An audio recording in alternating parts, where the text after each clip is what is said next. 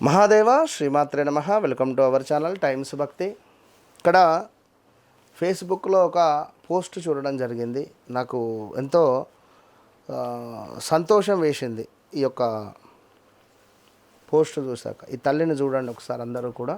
మేము తీసుకున్న బాకీలు తీర్చేసుకున్నాము, ఇదే చివరి ప్రామిసరీ నోటు అని చింపేస్తున్నానని చాలా సంతోషంగా ఉంది అని చెప్పి ఈ తల్లి పోస్ట్ పెట్టడం జరిగింది.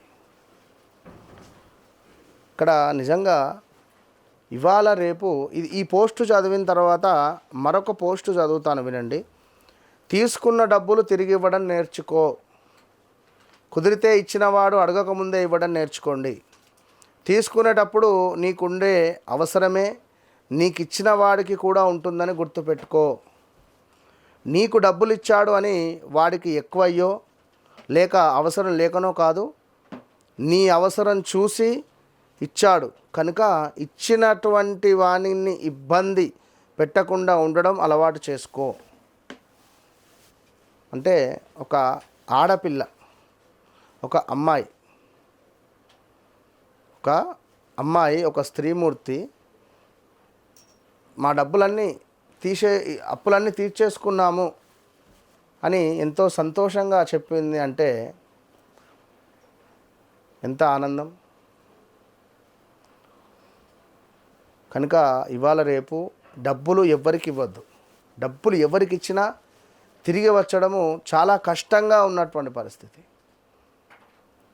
దయచేసి డబ్బులు ఎవరికైనా, ఎందుకంటే ఇది మీ పిల్లలకు, వారి పిల్లలకు కుజదోషం కింద మిగిలిపోతుంది.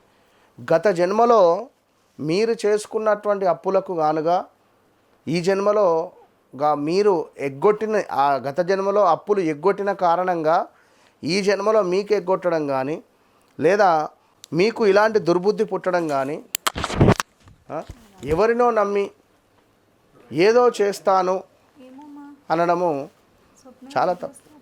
ఎంత సంతోషంగా డబ్బులు తీసుకున్నారు, తీసుకునేటప్పుడు లడ్డు, డబ్బులు తిరిగి ఇవ్వాలంటే కారం, అట్లా సమాజంలో తయారైంది. ఎంతసేపటికి ఈ రెమెడీలు ఇవే కాకుండా ఇది ఎందుకో చెప్పబుద్ధి చెప్తున్నా కనుక డబ్బులు తీసుకున్న వాళ్ళు ఎవరైనా ధర్మంగా వారికి ఇచ్చే ప్రయత్నం చేయండి. అలా డబ్బులు తిరిగి ఇవ్వలేని పరిస్థితిలో కానీ, డబ్బులు చాలా టైట్గా ఉంది అని అనుకునేటువంటి తరుణంలో ఒక్కసారి నన్ను కలవండి అని చెప్తున్నాను. నేను మీ పరిస్థితిని వితిన్ 3 monthsలో మార్చే ప్రయత్నం నేను చేస్తాను. నేను నిజంగా ప్రామిస్ చేసి చెప్తున్నా. ఏదైనా ఒక మార్పు మీ జీవితంలో నేను చూపిస్తా అని చెప్తున్నా. ఇక అదేవిధంగా తప్పకుండా లక్ష్మీదేవికి సంబంధించి ఓం శ్రీం మహాలక్ష్మీ నమః, ఓం శ్రీం మహాలక్ష్మీ నమః అనే మంత్రాన్ని ప్రతిరోజు చదువుకోండి.